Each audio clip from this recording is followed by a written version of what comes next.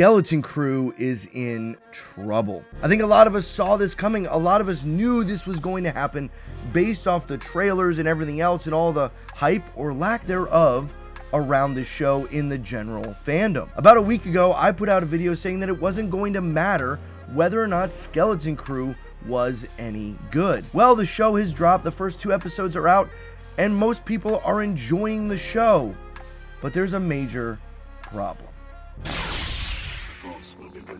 Now, I'm not the only one talking about this. You have larger creators like Thor Skywalker, who put out a poll on his YouTube channel asking people their thoughts about Skeleton Crew, and 67% of the 8,000 people who voted said, "I'm not watching the show."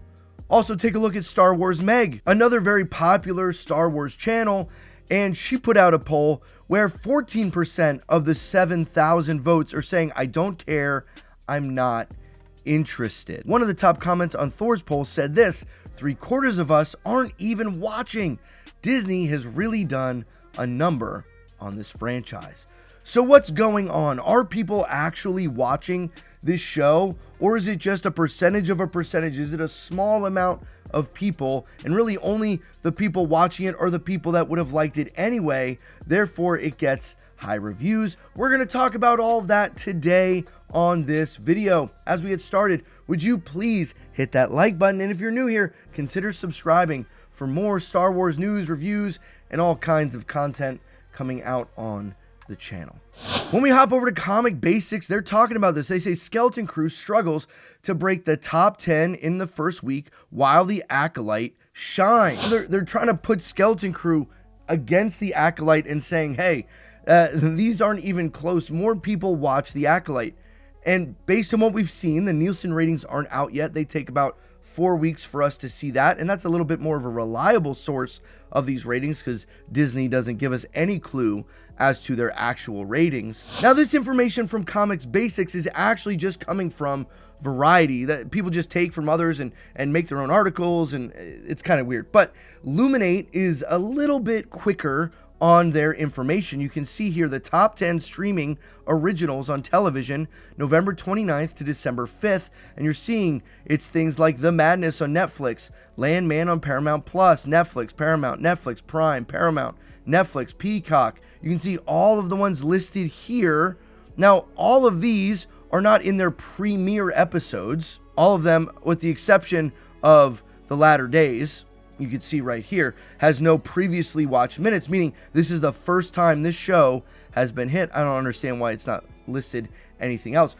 But notice what's not here, not in the top 10 here, is Skeleton Crew. Now, we don't know how many people watch Skeleton Crew. We'll never really know until everything is all completed. But not enough people are watching this show to make it even matter. Now, you might hear a lot of content creators and all kinds of other folks talking about the show, even people that were very critical of Acolyte watching this and saying, yeah, it's not bad. I don't love it, but I don't hate it. It's kind of okay. And for me, I like it maybe a little bit more than that. I've enjoyed it. I've enjoyed something that I don't have to worry about, or at least yet have to worry about, that I get to theorize on and have some fun thinking about, that isn't just poorly made, poorly written. I mean, we could go into that. We can go into that, but this kind of hyper comparison back to the Acolyte. Let's talk about the Acolyte for a moment. Because when we look at the Acolyte, yes, the Acolyte got more eyeballs as it began, but then it dropped off a cliff after the 3rd episode. When we go to Rotten Tomatoes and we see that almost half of the critics are rating Skeleton Crew compared to that of Acolyte, yeah, there's less people watching the show, which again would make sense when you put out a show that was universally disliked. Majority of people disliked it. Don't count just the loud mouths on Twitter as people and the shills writing. You might have even seen that some have included Acolyte in their top shows from 2024.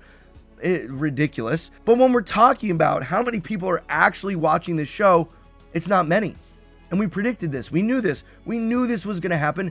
And it's bad news for Star Wars. It's bad news for Skeleton Crew. And it may be the reason that Disney and Lucasfilm were not too keen on Skeleton Crew. The lack of viewership has almost nothing to do with the content of the show, just like with Solo. I don't think the lack of viewership for Solo had anything to do with that actual film. It had everything to do with the sequel trilogy and the frustration there. And this has everything to do with The Acolyte and the frustration there. If the people that watch The Acolyte were really as numerous as it makes it sound on Twitter sometimes, you would think that others would be tuning into this. But actually what's interesting is some of the Acolyte fans who still want that show to come back are boycotting Skeleton Crew because they're still upset and trying to cope about the loss of their beloved Ushimi. Below the surface of consciousness are powerful emotions.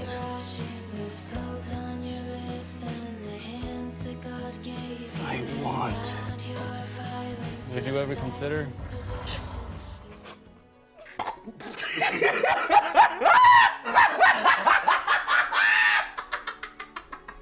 Regardless, however you look at it, the truth is a TV show is not going to turn anything around. I think Disney is seeing this. They're recognizing this. I would gather to bet that there is not going to be another television show after Andor Season 2 for quite some time. I know they're in the process of writing Ahsoka Season 2, but I would be surprised if that comes out anytime soon, and only if Mandalorian and Grogu do well in the theaters, because the audience is just not simply there. And it's astounding to think that a Star Wars product would get so few eyeballs. The next generation doesn't care about Star Wars. It's culturally irrelevant. And the current generation of fans have been pushed to the side by Disney's desire to create a fandom in its own likeness instead of serving those who have faithfully loved the franchise from 1977. When it comes down to it, you get to enjoy what you want to enjoy and others can enjoy what they want, but this is a bad sign that even when a show that is for the most part enjoyed by people, 88% top critic score, 81% average popcorn meter, most of the people, even that were hypercritical of things that before, kind of can go, it's okay at their worst. Some might be saying it's worse than that because it doesn't feel like Star Wars. I understand. That's fair. That's a fair criticism. I don't think that's a unwarranted criticism of the show, but I'll also say I can look past it because I'm enjoying what's here. Now that could change. We're only 2 episodes in. The episode releasing later tonight, just like with Acolyte, could change things. People could want to check out after this. And there's been some reports that this episode has put some things forward that people don't want to see in Star Wars, and that's part of the reason why Acolyte failed. We'll see. Has Disney continued to push a woke agenda? I don't know. I'm going to hold out until I see the episode this evening. But as always, take to the comments. Let me know what you think. Have you been watching this show, or are you just watching YouTube content about this show? Because I think that's a majority of Star Wars fans who aren't actually watching, but they're just engaging in content. And if that's you, thanks for being here. I appreciate it. Remember, the Force will be with you always.